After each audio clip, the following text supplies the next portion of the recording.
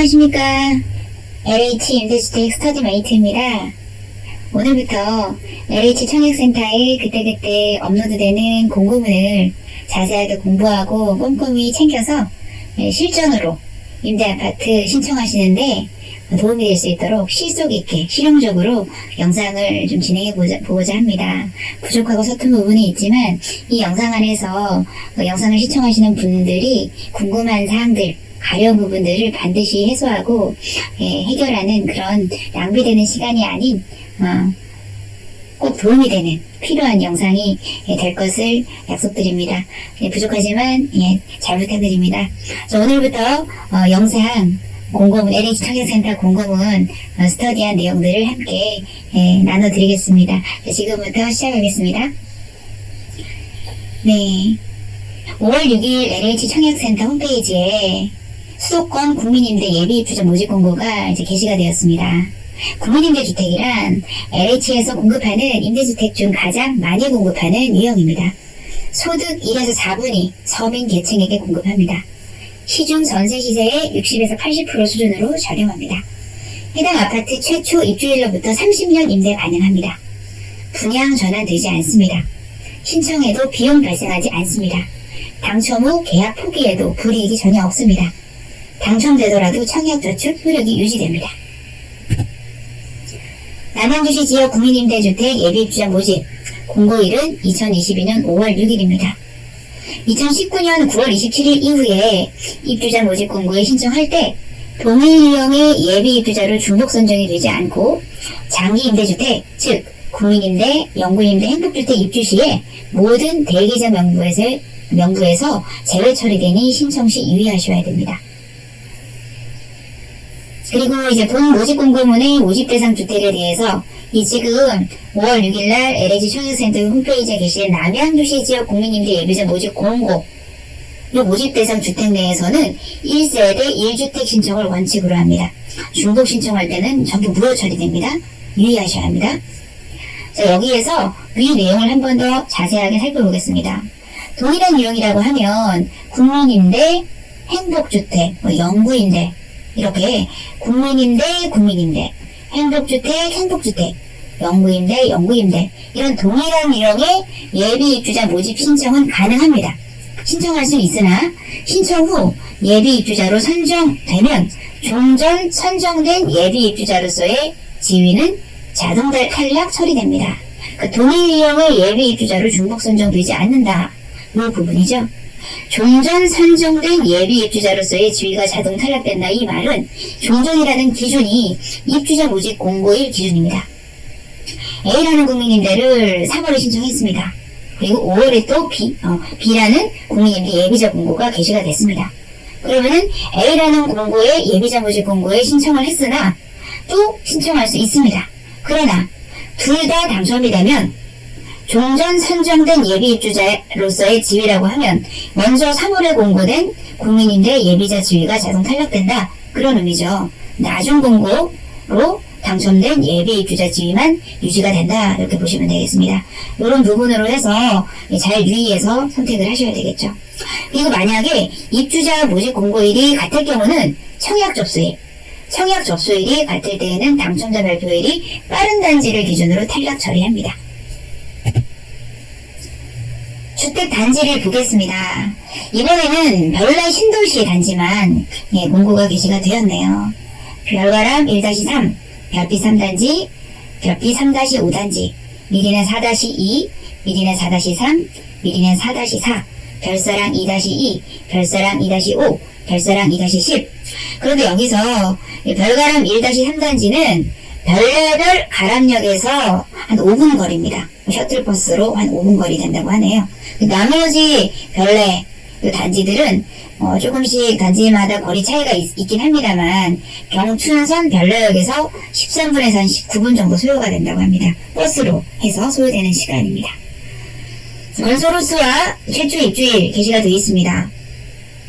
최초 입주일은 지금 별가람 1-3단지는 2013년 11월, 별빛 3단지는 2014년 10월, 별빛 3-5는 2014년 12월, 미리나 4-2 2017년 1월, 미리나 4-3 2017년 1월, 별사랑 2-5 2017년 7월, 나머지 2014년.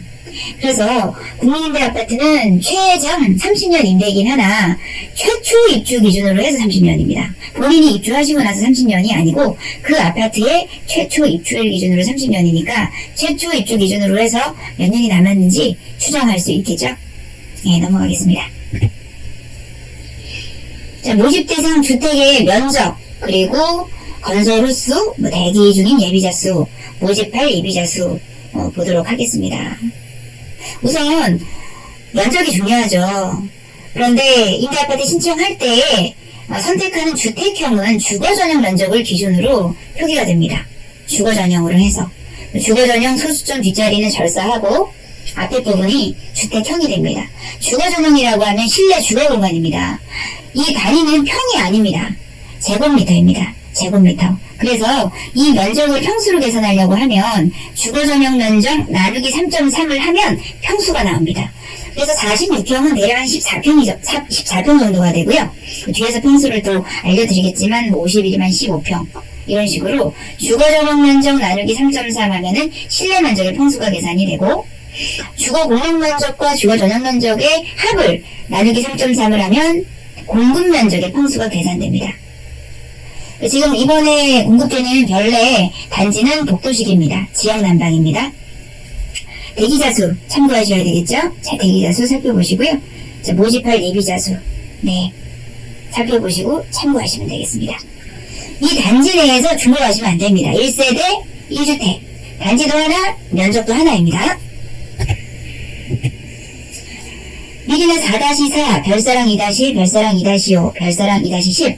자, 면적, 주택형은 주거전용 면적으로 표기가 된다. 소수점 뒷자리 절사하고요.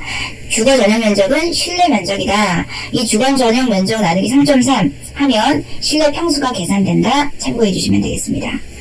자, 건설호수, 대기 중인 예비자수, 모집할 예비자수 참고하시면 되겠습니다. 지금 게시되는 면적은 제곱미터입니다. 평이 아닙니다. 제곱미터입니다.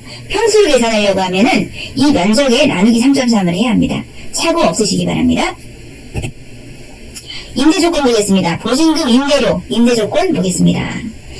우선 전체를 다 모든 평수에 모든 단지의 평수를 다 일일이 말씀드리진 않고요. 전체 단지 중에서 주택형 하나씩 중복되지 않도록 주택형 하나씩 예시를 들어서 설명을 드리겠습니다. 우선 별관형 1-3은 46형입니다. 평이 아니라 형입니다. 이 주택형으로 나중에 인터넷 청약할 때 선택하게 됩니다. 단지 선택하시고 주택형 선택하시는 겁니다. 평수로 계산을 하면 14평입니다. 방 2개입니다. 실내 면적이 14평입니다. 보증금 3,700, 17만 7천원에 월 임대료 30만 7,860원입니다. 나중에 당첨돼서 입주할 때 계약금 먼저 계약할 때 납부하시고 나머지 잔금은 입주할 때 납부하시는 거죠. 자, 전환보증금, 전환 가능 보증금 한도액. 기본 조건은 이러하나 보증금이 여유가 더 되시거나 또 보증금을 좀 증액하고 월세를 줄이기를 원하는 분들은 최대 3,500을 기본 보증금에서 추가로 증액할 수 있습니다. 100만원 단위로 3,500 한도 내에서 증액할 수 있습니다.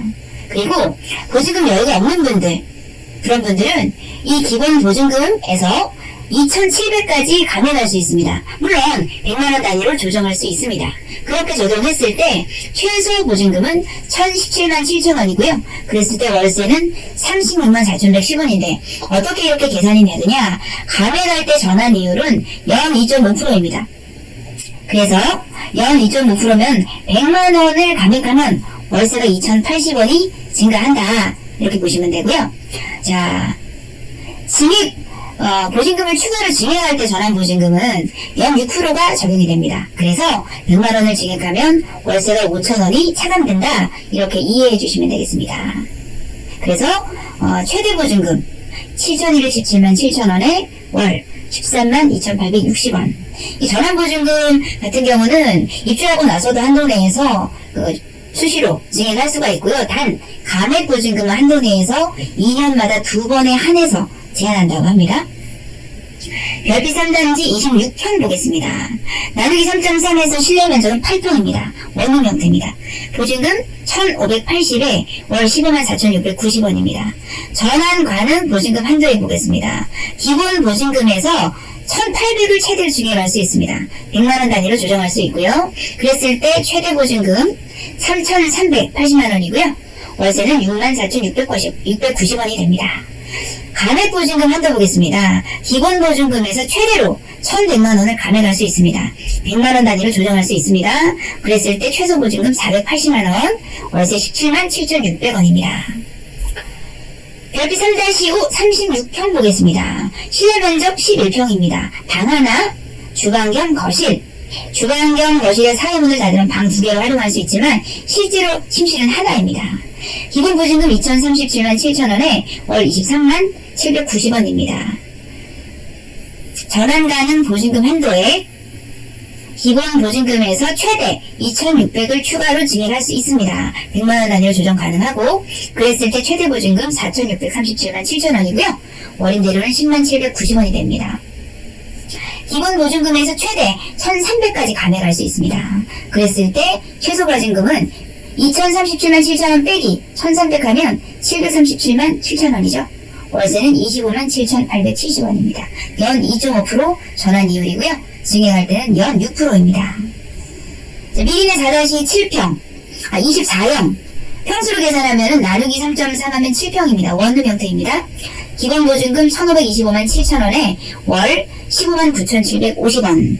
전환 가능 보증금 한도에 기본 보증금에서 추가로 1,800을 증액할 수 있습니다. 100만원 단위로 조정할 수 있고요. 그랬을 때 최대 보증금 3,325만 7천원이고 월임대료 69,750원입니다. 기본 보증금에서 최대로 1,000만원까지 감액할 수 있습니다. 1,525만 7천원 빼기 1,000만원 하면 525만 7천원 최소 보증금입니다. 이 금액까지 낮출 수 있다 이렇게 보시면 되고 그랬을 때 월임대료 18만 580원입니다. 미리는 사다시당 37형 나누기 3.4 하면 11.5평입니다. 방 하나 있고요. 주방 겸 거실입니다. 침실은 하나입니다. 보증금 3,185만 5천원에 24만 5,530원입니다.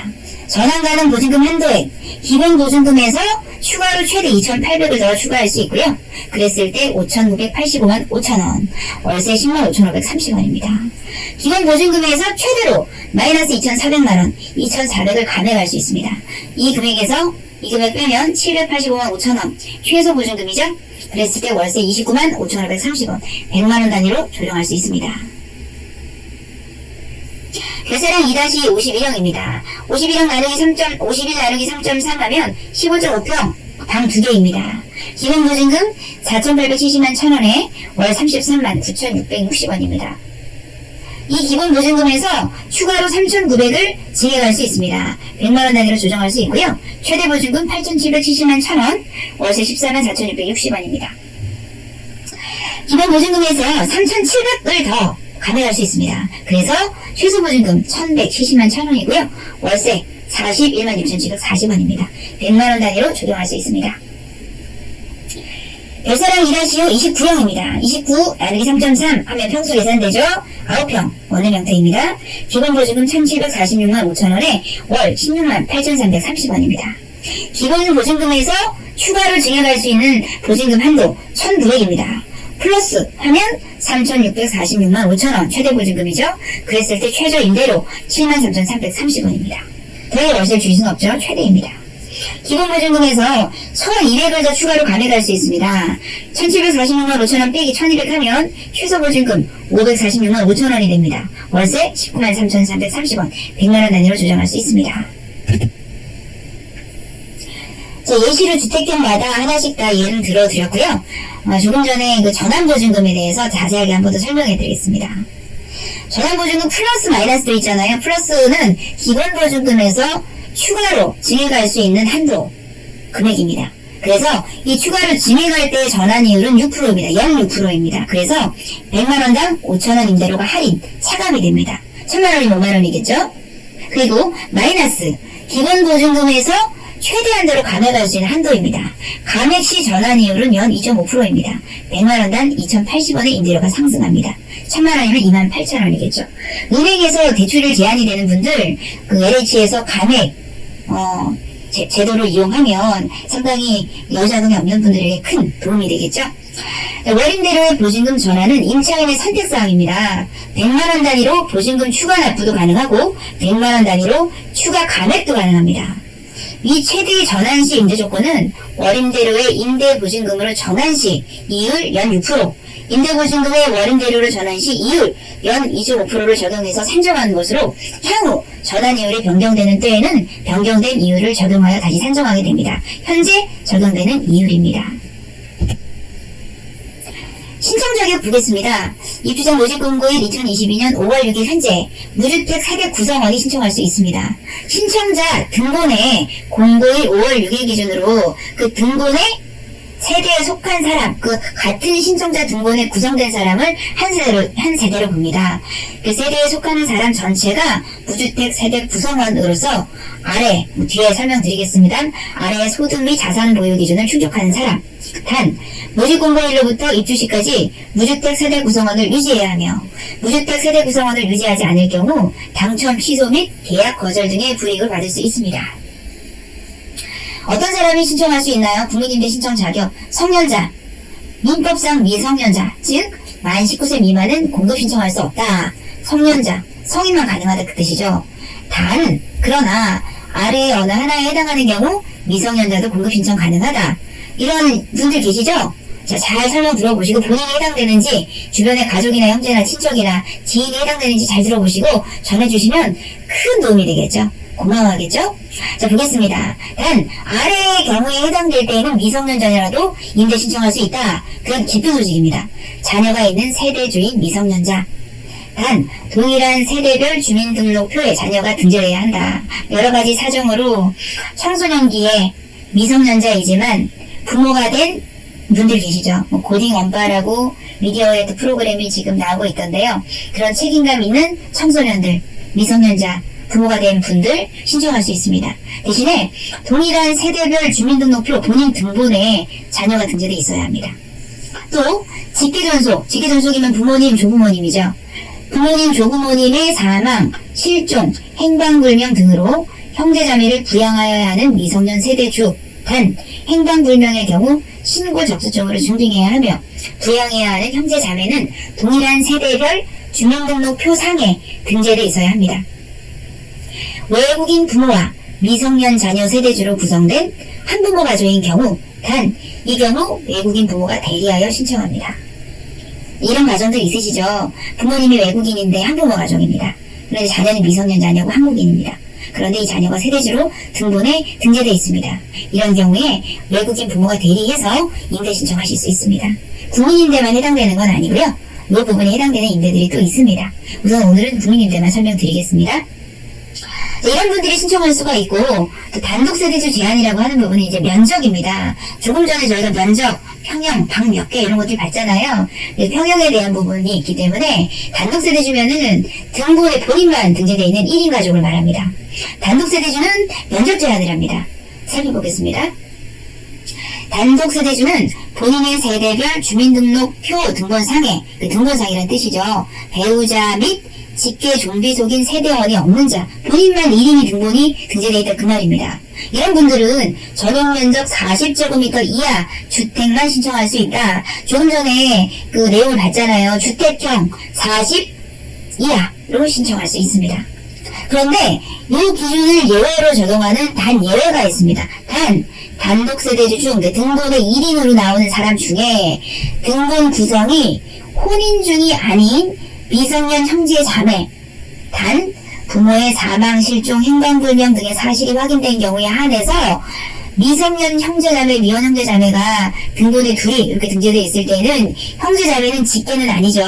그래서 세대 구성원으로 보진 않지만 이런 경우는 면적 제한을 두지 않겠다. 그런 뜻입니다. 두 번째, 혼인신고를 완료해서 가족관계 등록부에 등재되고 신청자의 주민등록표에 함께 기재되어 있는 외국인 배우자, 이런 경우도 예외로 적용하겠다. 그런 뜻입니다. 이게 어떤 뜻이냐면 이제 외국인 배우자와 혼인한 분들은 보면 가족관계 등록부에는 배우자가 있는데 등본에 같이 구성되어 있지 않은 경우가 있거든요. 그런데 그 배우자의 외국인 등록증 주소를 보면 신청자와 주소지가 일치합니다. 그런 경우에 신청자 등본에는 1인밖에 보이지 않겠죠. 그래도 요구 경우에는 예외로 이인으로 인정해서 면접 제한을 예외로 배려하겠다 그런 의미입니다. 세 번째, 임신 중인 단독 세대주로 되어 있는 경우는 예외적으로 전형 면적 40초가 신청할 수 있습니다. 태아를 과거원으로 보겠다는 뜻이죠. 예, 이런 부분들 뭐 미혼모라든지 아니면 이제 한부모 이런 분들도 한부모로 보거든요. 면적 제한을 예외로 두겠다 이런 뜻입니다. 위 경우 1, 2, 3 위의 경우에 해당하여 40초가 주택을 신청하는 경우에 주민등록표 등본 신청자의 등본 구성원은 전원 무주택 요건을 충족해야 합니다. 예비 신혼부부의 경우 세대 구성 확인서상 신청인 세대에 신청인의 배우자 또는 직계 종비속이 없는 세대 구성을 단독 세대주라고 말합니다. 예비 신혼부부는 앞으로 혼인을 구성할 세대 구성을 보거든요. 세대 구성 확인서 상에 신청인 세대에 왜냐하면 이제 그 입주할 때 혼인은 하지만 배우자가 등본에 합가하지 않고 분리한 그런 경우가 있지 않습니까? 그런 경우는 분리된 배우자 분리 세대인 거잖아요. 또는 그리고 또 본인 세대에 직계 정비속도 없고 배우자가 없는 그런 구성원들은 단독 세대주로 보는 거죠. 면적 제한을 받는다 그 뜻입니다. 배우자가 같이 합가한다 그러면 등본에 같이 구성한다 그러면 문제가 되지 않겠죠? 세대 구성원이 신청자와 등본상 분리된 배우자 총 2명인 경우에 단독 세대주로서 전용 면적 40제곱미터 이상 신청에 불과하다. 이게 무슨 의미냐면 혼인한 분인데 배우자가 분리되어 있습니다. 그리고 등본상에는 본인 혼자입니다. 본인하고 분리된 배우자 총 2분이라는 거죠. 다른 뭐 자녀나 다른 가족이 있는 게 아니고 분리가 돼 있으면 등본에는 본인 혼자만 나오잖아요. 배우자는 분리돼 있고 이런 경우에는 단독 세대주로 본다는 겁니다. 등본 발급해보면 본인 혼자밖에 없잖아요. 외국인 배우자하고는 다른 거죠. 그래서 이런 경우는 전용 면적 40제곱미터 이상 신청 불가합니다. 중증 장애인은 단독 세대주이지만 전용 면적 50 미만까지 신청 가능합니다. 이 경우는 본인이 중증 장애인 증명서가 발급되는지 동사무소에 확인해 봐야 되겠죠. 신청 자격 더 자세히 보겠습니다. 무주택 세대 구성원이라고 앞에 설명드렸는데 무주택이라 함은 주택 또는 분양권 등을 소유하지 아니할 것, 분양아파트 당첨돼서 계약을 하거나 또는 주택을 공급받았다는 의미하죠. 또는 재건축 등으로 입주자로 선정된 지위를 의미하고 이러한 지위의 전부 또는 일부를 매매로 취득한 경우도 분양권으로 봐서 주택으로 본다. 이런 경우는 무주택이 아니기 때문에 신청할 수 없다. 단 매매가 아닌 상속, 증여 등을 통해 취득한 분양권은 주택으로 보지 않습니다. 자, 조금 전에 무주택 세대 구성원이 국민인데 신청할 수 있다. 근데 무주택을 받고 세대 구성원 말이 좀 어렵죠? 세대 구성원의 범위를 보겠습니다. 세대 구성원은 다른 말로 하면 자격 검증 대상입니다. 세대 구성원은 신청자가 포함됩니다. 그리고 신청자의 배우자가 포함됩니다. 신청자와 신청자의 배우자는 기본적으로 포함됩니다. 여기서 신청자의 배우자는 신청자와 주민등록상 세대 분리되어 있는 배우자를 할지라도 포함을 합니다. 자, 그 외에 신청자의 직계 존속, 부모님, 조부모님, 신청자의 배우자의 직계 존속, 장인, 장모, 시부모님, 신청자의 직계 비속, 아들, 딸이죠. 신청자의 직계 비속의 배우자, 사위, 며느리죠. 신청자의 배우자의 직계 비속, 신청자의 전원 자녀죠. 배우자의 직계비속, 본인 직계비속이면 바로 직계비속인데 배우자의 직계비속이라고 굳이 표현하는 이유는 재혼가정이라는 뜻입니다. 배우자의 전원 자녀, 신청자의 배우자의 직계비속의 배우자, 전원 자녀의 배우자. 요 경우 같은 경우는 본인 등본에 구성되어 있을 때 다시 한번 보겠습니다. 여기 전원 자녀, 재혼가정일 때는 배우자의 직계비속이나 배우자의 직계비속의 배우자는 신청자의 등본에 함께 등재되어 있을 때만 세대 구성원으로 봅니다.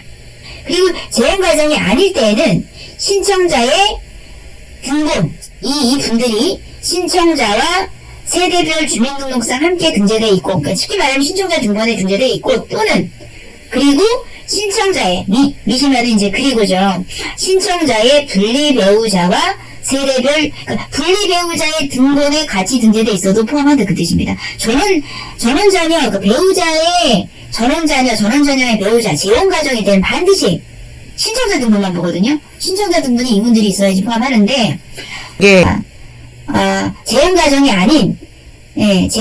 아닌 그런 그 가정의 경우에는 신청자와 분리된 배우자의, 물론 이 신청자의 등본에 배우자가 등재되어 있으면 신청자 등본만 보면 되는데, 배우자가 분리되는 경우가 있잖아요. 그런 경우는 분리된 배우자 등본에 있는 이런 분들 다 세대 구성원으로 포함한다, 이런 의미입니다. 그리고 또 그 아래 이분들도 요 경우에 해당될 때 세대 구성원으로 보는데 보겠습니다. 외국인 배우자, 가족관계 등록부에 등재된다, 이 말은 혼인신고를 했단 말이죠. 외국인 등록 또는 국내 거소 신고를 한 분, 신청자와 동일 주소에 거주하지 않더라도 자격 검증 대상에 포함한다. 이런 분들 포함합니다. 그 배우자는 신청자 등본에 같이 등재되어 있지 않더라도, 등본상에 같이 등재되어 있지 않더라도, 같이 거주하지 않더라도 자격 검증 대상이 된다. 외국인 직계 존비속, 가족관계 등록부에 등재되고 외국인 등록을 한 사람으로서 신청자 또는 분리 배우자의 등본에 등재되어 있거나 외국인 등록증상, 체류지, 거소가 신청자 또는 분리 배우자의 세대별 등본상 주소로 동일한 분들은 세대 구성원으로 포함합니다. 폐하, 세대 구성원으로 포함되나 자격 검증 예외합니다. 출생신고가 되어 있지 않아서 검증할 수가 없죠. 배우자가 국내에 거주하지 않는 재외국민이거나 외국인 등록을 하지 않은 외국인인 경우 국내 거소신고를 하지 않은 외국 국적 동포를 포함해서 그와 혼인관계에 있는 자는 임대주택 신청이 불가합니다. 외국인의 신청이 불가합니다. 예비 신혼부부의 경우 무주택 세대 구성원의 범위는 신청자와 예비 배우자, 신청자 및 예비 배우자와 동일한 주민등록표에 등재될 예정인 세대원을 포함한다. 예비 신혼부부는 혼인을 구성할 세대 기준으로 범위를 정합니다. 공고를 기준으로 등본상의 구성원을 보는 것이 아니라 앞으로 혼인을 구성할 세대 구성 기준입니다. 유의해 주시면 되겠죠. 예비 신혼부부의 경우 당사자 2인 중 1인을 대표로 하여 지정 신청하고 향후 당첨 시 대표자가 계약자가 되며 신청 이후에는 변경이 불가하고, 또 상대 배우자도 변경되면은 당첨 지위가 탈락돼서 입주가 취소됩니다. 1세대 1주택 신청 공급 원칙에 따라 임대주택에 거주 중인 해당 세대 중인, 혹시 이제 임대주택 거주 중이면서 또 신청을 또 다른 단지에 해보실 수 있잖아요. 그런 경우에 신청은 할 수 있지만 그 해당 세대, 임대주택에 거주 중인 해당 세대 중 일부가 공급 신청 시에는 입주 전에 세대 분리해야 된다. 단 임대주택에 기거주 중인 임차인의 배우자는 세대 분리하더라도 중복 입주로서 본 임대주택 입주가 불가하다. 어떤 의미냐면요, 부부가 같은 등본에 등재되어 있는데 남편이 이제 국민인데, A 국민인데 계약자입니다. 근데 아내가 B 국민인데 신청할 수는 있습니다. 이 신청이 당첨되면 남편하고 같이 옮겨가야지, 이 남편분은 이 배우자는 A에 계약돼 있고 또 다른 배우자가 B의 신청해서 분리해서 계약해서 입주해버리면은 부부는 한 세대로 본다 그랬잖아요. 등본에 분리돼 있어도 중복 입주가 돼서 불가하다. 두 분 다 취소가 된다. 그렇기 때문에 불가하기 때문에 이 사항을 유념하시라, 이렇게 말씀드립니다. 이제 아래에 그 5, 6, 7에 해당하는 경우는 해당 세대 구성원에서 제외합니다. 구성원 범위에 속하는 그 대상이라 할지라도 이런 사례에 해당되면은 세대 구성원에서 제외해서 이분들을 제외하고 자격 검증하겠다. 이분들에 대한 서류 제출하지 않아도 자격 검증하겠다. 네, 보겠습니다. 실종 선고 절차가 진행 중인 사람. 배우자가 혼인신고 중인데 20년 전에 이제 별거하고 행방을 몰라요. 연락도 안 돼요. 말소도 안 됐어요. 이런 경우에 해당되겠죠. 가출 또는 행방불명으로 경찰서 등 행정관청에 신고된 후 1개월이 지났거나 가출 또는 행방불명 사실을 지자체에서 확인한 사람. 이런 경우에 주로 배우자에 대한 게 많습니다. 왜냐하면은 배우자는 등본에 분리되어 있더라도 반드시 검증하지 않습니까? 등본에 구성되어 있을 때도 그렇고요. 근데 자녀 같은 경우는 다른 배우자 외에 다른 분들은 신청자 등본에서 분리되어 있으면 검증 대상이 아니기 때문에 서류 제출할 필요도 없고 그분에 대한 어떤 검증이 필요 없는 거죠. 네, 이런 경우에는 이제 증명을 해야 됩니다. 신고 접수증이라든지 가출, 행방불명에 대한 그 해당 경찰서나 행정관청에 신고했다는 어떤 증빙 서류가 있어야 됩니다. 자, 세대 구성은 뭐 이렇게 막연하게 말하니까 조금 마음에 와닿지 않잖아요. 팍팍 오지 않고 헷갈리고 뜬구름 잡는 것 같은데 예시를 들어서 설명 한번 드려보겠습니다. 이 세대 유형이고 이 세대 유형에서 세대 구성원 보겠습니다. 첫 번째 예시, 신청자 등본에, 여기 괄호 안에 있는 게 신청자 등본입니다. 분리세대, 배우자가 분리되어 있네요. 신청자 등본에 부모, 자, 신청자의 형제가 되어 있고 분리된 세대, 분리된 배우자 등본에 배우자만 있네요. 자, 배우자는 분리되어 있어도 같은 세대 구성원으로 본다 했죠. 배우자 세대 구성원 맞고, 자, 직계 존비속, 직계 비속의 배우자까지 본다고 했잖아요. 형제는 직계가 아니죠. 배우자도 아니죠. 자, 형제는 제외입니다. 그래서 신청자, 부모, 자, 배우자가 세대 구성원입니다. 다음 예시 보겠습니다. 신청자의 등본에 배우자, 장인, 자, 분리세대라고 표현을 해놨지만 사실은 신청자 등본에 배우자가 같이 등재되어 있으면 분리세대 의미가 없어요. 분리세대가 아니죠? 같이 배우자가 동의 등본에 있으면 분리세대가 아닙니다. 이 경우는 다른 등본 볼 필요가 없습니다. 본인 등본만 봅니다. 배우자, 장인까지, 배우자의 직계 존속이잖아요. 같이 포함되죠. 이 세 분만 세대 구성원입니다. 다음 예시 보겠습니다. 신청자, 자, 며느리. 여기 분리세대가 맞죠? 배우자가 분리되어 있으니까요. 그리고 신청자의 모가 분리된 배우자 등본에 등재되어 있습니다. 이런 경우는, 자, 며느리는 자의 배우자죠. 세대 구성원 맞죠? 배우자 맞죠? 신청자의 모, 직계입니다. 배우자의 등본에 있지 않습니까? 다, 다섯 분 다 세대 구성원입니다. 그 다음 예시 보겠습니다. 신청자 등본에 다 있네요. 배우자, 자, 신청자의 전원자녀. 전원자녀라고 하니까 재혼가정이네요. 그러나 신청자의 등본에 전원자녀가 같이 있네요. 다 포함됩니다. 4명 다 세대 구성원입니다. 다음 예시 보겠습니다. 신청자의 등본에 배우자 같이 등재되어 있고 배우자의 전원자녀가 등본에 같이 있네요. 3분 다 포함합니다. 재혼가정입니다. 그 다음 신청자 등본에 배우자 같이 등재되어 있습니다. 신청자의 전원자녀 등재되어 있습니다. 자, 분리세대라 두진 않지만 어쨌든 다른 등본에 배우자의 모, 배우자의 전원자녀가 있습니다. 배우자가 신청자 등본에 같이 있을 때는 다른 등본 보지 않는다고 했죠. 신청자 등본만 보잖아요. 그래서 요 세 사람만 해당된다. 자, 그 다음 신청자 등본에 자녀와 두 분만 있고 배우자가 분리되어 있네요. 배우자의 전원자녀가 배우자의 등본에 있네요. 아까 말씀드린 것처럼 재혼가정인 경우에 배우자의 전원자녀는 반드시 신청자 등본에 등재되어 있어야만 세대 구성원으로 본다고 했죠. 그래서 신청자, 자, 배우자만 세대 구성원. 이분은 제외. 요 세 분에 대한 검증만 한다. 마지막 예시 보겠습니다. 신청자 등본에 다 있네요. 배우자가 신청자 등본에 있으면 이 등본만 본다 그랬죠? 신청자, 배우자, 배우자의 전원자녀, 4위. 자, 모두가 세대 구성원에 해당되죠. 자, 소득 및 자산 모여 기준 보겠습니다. 소득. 가구원수는 아까 세대 구성원이죠. 자격 검증 대상, 그 수를 말하는 겁니다. 본인을 포함해서 세대 구성원, 자격 검증 대상의 수.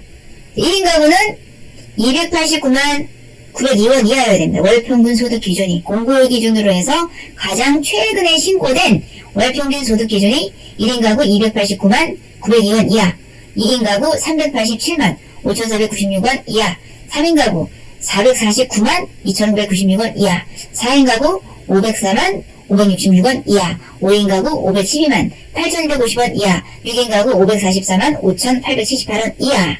가구원 수는 세대 구성원 전원을 말합니다. 외국인 배우자와 임신 중인 경우 태아도 가구원 수로 포함합니다. 월평균 소득액은 세전금액입니다. 세금 공제 전의 금액입니다. 세대 구성원 전원의 월평균 소득액을 모두 합산합니다.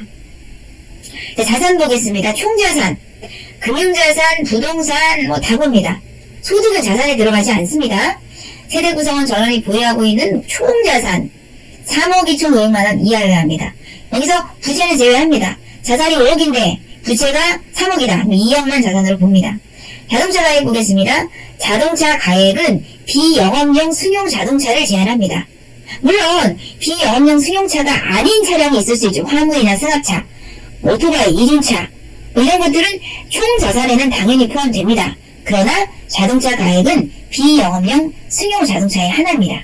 세대 구성원 전원이 보유하고 있는 개별 자동차 가액이 3,557만원 이하. 자동차 좀 자세히 보겠습니다. 자, 자동차는 부가세 포함합니다. 취등록세 미포함합니다. 옵션은 반영되는 것도 있고 미반영되는 것도 있습니다. 배기량은 제한이 없습니다. 공동명의일 경우에 신청자가 속한 세대 보유 지분만 가액으로 포함합니다. 차가 여러 대 있다 하더라도 합산하지 않습니다.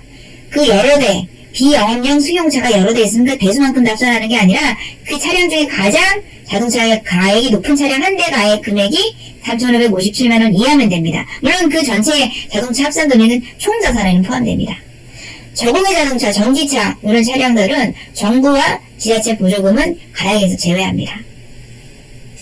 소득 및 자산 정보는 사회보장 정보 시스템을 통해서 제공받습니다. 이는 국가 또는 공공기관이 보유한 공적 자료를 기반으로 합니다. LH가 직접 조회할 권한이 없습니다. 개인정보 제공의 동의를 얻어서 정부기관에 의뢰하면은 결과가 회신되면은 그 자료를 기준으로 판단합니다. 입주 자격 중에 주택, 소득, 부동산, 자동차, 일반 자산, 금융부채 외 부채의 산정 시점은 입주자 모집 공고일이며 금융자산 및 금융부채의 산정 시점은 조사 기준일입니다. 조사 기준이라는 거는 이제 그 사회정보 시스템에 의뢰했을 때 조회해야 하는 기준이라는 그런 뜻이죠. 다만 사업주체가 입주 대상자 확정을 목적으로 사회보장정보 시스템을 통해 확인한 입주 자격은 해당 산정 시점에 산정된 것으로 간주합니다. 자, 그러면 이런 자격이 되시는 분들이 신청했을 때 선정, 어떤 자를 당첨자, 예비 당첨자로, 예비 입주자로 선정하는지 기준 보겠습니다. 면적에 따라 선정 방법이 다릅니다. 전용 면적이라 하면 그 주택형으로 구분하는 전용 면적, 그 실내 면적이죠. 50제곱미터 미만은 선정하는 순서는 순위, 배점, 추첨 기준인데 선정 기준 보겠습니다. 신청자가 모집할 예비자 수를 초과하여 경쟁이 있을 경우 아래 순위에 따라 선정한다. 어떤 순위로 50제곱미터 미만은 순위를 정하는지 보겠습니다. 모집 공고일 2022년 5월 6일 현재 등본상에 경기도 남양주시에 거주하는 자, 전입이 남양주시로 5월 6일 완료돼 있어야 1순위다. 2순위는 모집 공고일 현재 등본상 주소가 구리, 하남, 의정부, 포천, 광주, 가평, 양평, 강동구, 노원구가 2순위입니다. 3순위는 1, 2순위가 아닌 분들입니다. 각 순위 내에서 경쟁이 있을 때 배점이 높은 순으로 선정합니다. 배점은 뒤에서 설명해 드리겠습니다. 배점이 같은 경우는 추첨으로 선정합니다. 지금 50제곱미터 미만 접수 시 청약통정은 순위하고는 무관합니다. 순위는 주소로, 등본상의 주소로 보는 거죠. 무관하나 배점 산정 시에는 인정회차에 따른 가점이 있습니다. 자, 50 미만 받고요. 50제곱미터 이상 주택, 전용 면적 50제곱미터 이상 주택 선정 방법 보겠습니다. 자, 순위 어떻게 적용할까요? 모집 공고일 현재 주택청약 종합저축에 가입하여 24회 이상 납입한 사람. 24회라 하면 납입 인정 해차입니다. 청약 순위 확인서상에 납입 인정 해차가 5월 6일 기준으로 24회차 이상인 사람이 1순위입니다. 자, 공고일 기준으로 해서 납입 해차가 6회 이상인 분이 2순위입니다. 1, 2순위에 해당되지 않는 분은 3순위입니다. 청약저축 가입자는 주택청약 종합저축 가입자를 봅니다. 청약저축과 주택청약 종합저축 둘 다 가능하죠. 청약 납입 횟수는 통장 납입 횟수가 아닌 청약 순위 확인서에 의합니다. 당첨이 되더라도 다른 분야 주택 또는 임대주택을 청약하는데 청약통장을 재사용할 수 있습니다. 왜 그 청약순위 확인서를 보느냐? 청약저축 가입할 때 가입한 기준으로 한 달에 한 번씩 1회차, 1회차 회차가 인정되고 경과하는 거잖아요. 그래서 납입인정회차라고 합니다. 한 달에 한 번이고 뭐 여러 번 그 납입한다고 해서 한 달에 두세 번 이렇게 회차 인정하는 게 아니거든요. 그래서 청약순위 확인서를 통해 반드시 납입 인정 회차를 확인하셔야 됩니다. 순위 잘못 선택하고 그렇게 하시면 탈락되시니까요. 예, 유념하셔야 되고요. 이 순위 내에서 경쟁이 있을 경우 배점이 높은 순으로 선정하고 배점이 같은 경우 추첨으로 선정합니다. 자, 배점 보겠습니다. 첫 번째 배점, 당해주택 건설지역이라면 남양주죠. 공고일 5월 6일 기준으로 해서 거꾸로 이렇게 역산을 했을 때 계속 남양주에 거주한 기간, 네, 타지역 갔다가 다시 전입하면 다시 시작합니다. 연속적이어야 합니다. 남양주 내에서 왔다 갔다 오게 한 건 포함합니다. 자, 1년 이상 3년 미만 1점, 3년 이상 5년 미만 2점, 5년 이상 3점. 모든 기준은 5월 6일 기준이죠. 5월 6일 기준으로 거꾸로 역산을 해서 쭉 연속적으로 남양주 내에서 계속 거주했느냐를 보는 겁니다. 두 번째 배점, 청약저축 또는 주택청약 종합저축 납입 횟수인데 납입 인정 횟수라고 했죠. 청약순위 확인서상 5월 6일 기준으로 납입 인정 회차를 보고 판단하시는 거죠. 이 기준 보시고요. 6회 이상 12회 이하 1점, 쭉쭉 해서 61회 이상 6점, 61회는 최고 점수입니다. 세 번째 배점 항목, 미성년 자녀 수입니다. 태아나 배우자의 전환자를 포함하는데, 이제 배우자의 전환자는 신청자 등본에 같이 등재되어 있어야 하죠. 만 19세 미만 자녀를 미성년 자녀로 합니다. 태아를 포함합니다. 두 자녀 2점, 세 자녀 이상 3점입니다. 신혼부부 또는 예비신혼부부 배점 보겠습니다. 신혼부부라 함은 공고 1 기준으로 혼인 중인 사람으로서 혼인기간이 7년 이내인 사람, 혼인신고일을 봐야 되겠죠. 혼인관계 증명서상 이때 혼인신고일은 재혼가정이라 할지라도 현재 혼인기간을 봅니다. 전혼기간을 보진 않습니다. 예비신혼부부 혼인을 계획 중입니다. 공고일 5월 6일 현재 혼인신고는 안 되어 있습니다. 앞으로 혼인 계획 중이면 예비신혼부부를 신청할 수 있고요. 단 해당 주택에 입주 전까지 혼인신고하고 혼인관계 증명서를 제출할 수 있어야 합니다. 제출 못하시면은 탈락으로 부적격으로 입주할 수 없습니다. 예비신혼부부의 경우 입주 전에 혼인관계 증명서, 계약자의 등본, 배우자가 세대 분리된 경우 배우자의 등본, 계약자의 가족관계 증명서 추가 제출해야 되고, 미제출하거나 혼인한 배우자가 신청 기재한 배우자와 불일치, 배우자가 또 달라지거나 이러면 계약 해제가 됩니다. 당첨이 취소가 됩니다. 다섯 번째, 부모 자녀 간 육아 지원 세대. 동일단지를 부모 자녀가 육아를 지원하기 위해서 신청해서 부모 자녀 세대가 다 당첨됐을 때 3점을 드리는 경우입니다. 자, 육아 지원을 인정하는 그 기준은 혼인기간이 7년 이내라 합니다. 그 자녀 세대가. 미성년 자녀, 임신 중인 태아도 포함하고 입양한 자, 전원 자녀 다 포함하는데 그 혼인기간 7년 이내고 미성년 자녀가 있는 신혼부부 세대 및 부모 세대가 신청했을 때 배우자의 부모도 포함합니다. 이랬을 때 이제 이 부모 세대와 자녀 세대가 같이 동일단지를 신청하고 같이 당첨돼야 됩니다. 그래야 점수 드립니다. 부모 자녀가 기거주 중인 국민임대 단지로 자녀 부모가 이렇게 이제 바뀌어도 되죠. 부모 자녀가 이전을 원하는 경우 부모 세대, 자녀 세대가 별개 세대로 한 단지를 각각 신청하는 경우 한 단지 내에서 부모 자녀가 같이 거주하다 이동한 세대가 동일 단지를 신청하고 입주 시 세대 분리를 하는 경우에도 이런 경우에도 점수를 주겠다 이런 뜻입니다. 가산점 부여는 신청한 두 세대가 모두 당첨 시에만 부여하고 한 세대라도 당첨이 되지 않는 경우는 가산점을 미부여합니다. 자, 5번까지는 이제 플러스 점수인데 네네 플러스 점수인데 지금 공사 국민임대주택의 과거 계약서 실이 있는 경우는 감점을 적용하게 하겠다 이렇게 되어 있네요. 네, 근데 이건 이제 기준이 있습니다. 과거 계약 사실이라고 해서 무제한이 아니고요. 공고일 기준으로 최근 1년 이내에 계약 사실이 있는 경우 5점, 최근 3년 이내 계약 사실이 있는 경우 3점 감점을 합니다. 기간 산정을 할 때 과거 공사 국민임대주택 계약일로부터 당해 공급하는 국민임대주택 예비 입주자 모집 공고일을 기준으로 해서 1년 이내냐, 3년 이내냐를 산정합니다. 만약에 다수의 국민임대주택에 계약한 사실이 있는 경우는 가장 최근 계약일, 공고일 기준으로 가장 최근 계약일 적용하고 갱신계약은 제외합니다.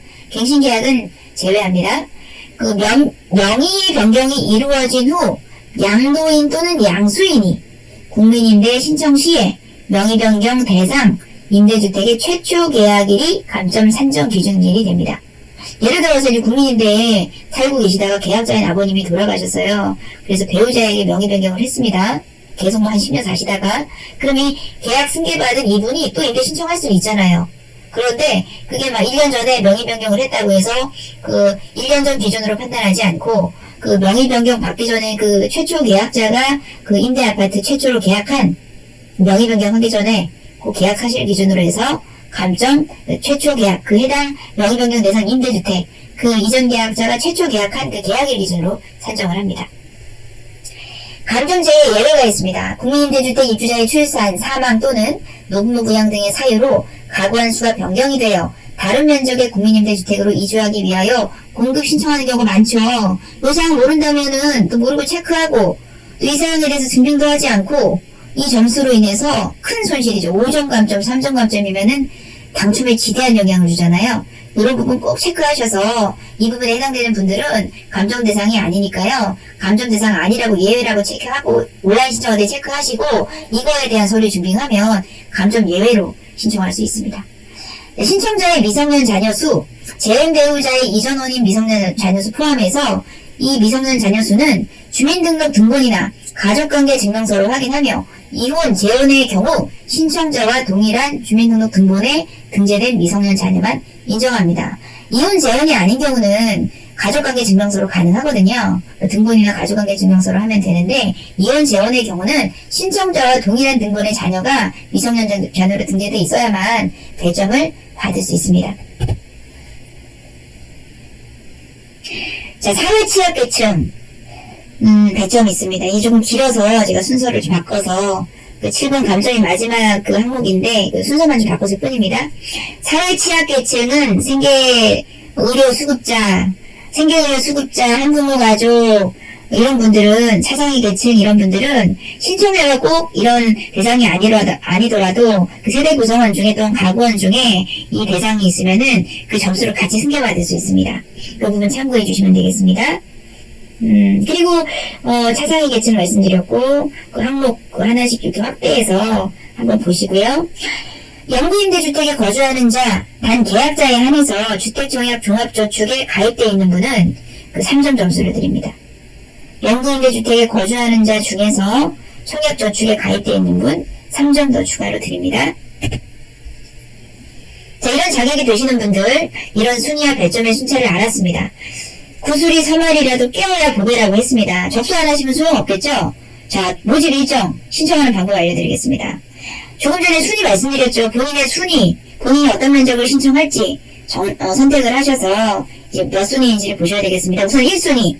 1순위는 5월 18일에 접수합니다. 주거전용 50제곱미터 미만이나 50제곱미터 이상이나 접수하는 일정은 5월 18일 오전 10시에서 5시로 똑같습니다. 인터넷 PC, 모바일로 LH 청약센터에서 신청할 수 있습니다. 50제곱미터 미만 남양주시 거주자 1순위죠. 50제곱미터 이상은 청약저축 24일차 이상 납입인정일차로 완료되신 분이죠. 이렇게 접수하시고요. 2순위, 3순위는 그냥 이날에 바로 접수하시면 안 됩니다. 1순위에서 마감이 됐는지 안 됐는지를 꼭 확인하시고 마감이 되지 않았을 때 접수하셔야 됩니다. 3순위도 똑같습니다. 2순위 마감 여부를 꼭 확인하시고 3순위 접수하셔야 헛수고를 하지 않으십니다. 그리고 신청 순위별로 신청 접수일이 서로 다르며 신청 접수일별로 신청 순위에 해당하시는 분만 신청이 가능하고 순위와 다르게 신청하시면 탈락됩니다. 해당 순위 접수 결과 신청자가 모집할 예비자 수를 초과하는 때에는 후순위 접수를 받지 않으며 후순위 접수 여부는 해당 순위 접수 마감일 20시면 저녁 8시 이후에 한국토지주택공사 홈페이지에 게시하는데 LH 청약센터 접속하면요. 화면 왼쪽 아래쪽에 공지사항이라고 있습니다. 그 더보기에서 접수하단 보시면 됩니다. 그리고 나서 온라인 접수하신 분 중에 인터넷이나 모바일로 온라인 접수한 분 중에 서류 제출 대상자 명단을 발표합니다. 요 경로로 서류 제출 대상자 명단 발표합니다. LH 청약센터, 그 다음 인터넷 청약, 청약 결과 조회, 서류 제출 대상자 조회 이렇게 접속하시면 되고요. 그래서 이 명단에 선정되신 분만 5월 31일에서 6월 7일 사이에 등기 우편으로 남양주권 주거복지지사로 서류를 발송해 주셔야 되고요. 등기 우편은 6월 7일 도착 기준이 아니고 소인 기준입니다. 우체국에 6월 7일까지는 서류를 접수해서 등기 접수를 해야 6월 7일 등기 소인이 찍히겠죠. 도착 기준이 아닙니다. 그렇게 해서 발표일, 최종 발표는 9월 16일 오후 5시 이후입니다. 발표 명단은 LH 청약센터, 인터넷 청약, 청약 결과 조회, 당첨, 낙찰자 조회 화면에서 확인할 수 있습니다.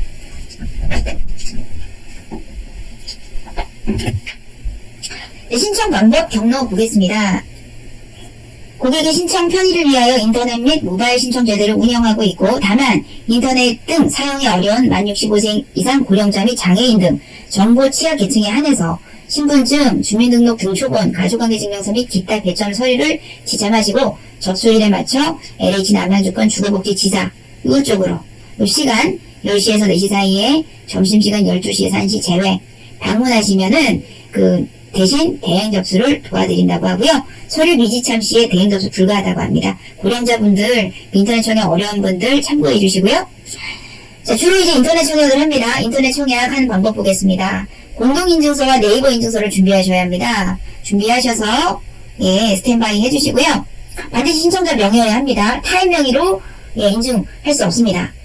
LH 인터넷 청약 시스템에 접속을 합니다. 네이버나 인터넷 포털 사이트에서 LH 청약센터 접속하시면요, 인터넷 청약 접속할 수 있는 사이트가 확인되고요. 청약센터, LH 청약센터 접속하셔서 로그인 하시고 임대주택 청약 신청을 하시면 되는데, 인터넷 청약 신청 그 단계가 있습니다. 1단계 인증서 로그인하고, 2단계 임대주택 인터넷 청약을 클릭하시고, 3단계 그 단지 및 주택형을 선택합니다. 4단계 순위 선택하시고, 5단계 유의사항 및 개인정보 동의하시고, 6단계 청약 신청 정보 및 배점 기준 정보를 작성합니다. 7단계 작성한 내용을 확인합니다. 8단계 청약 신청서 제출합니다. 마지막에 1단계에서도 인증서 로그인하고요.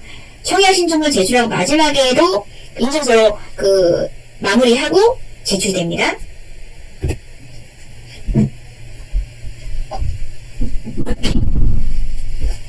모바일 신청 방법 보겠습니다. PC로 하는 방법 조금 전에 말씀드렸고요. 모바일로 하는 방법 알려드리겠습니다. 스마트폰에서 플레이스토어라는 어플에서 LH 청약센터 어플 설치하시고, 스마트폰에 인증서를 준비하시고 모바일 신청을 하시면 됩니다.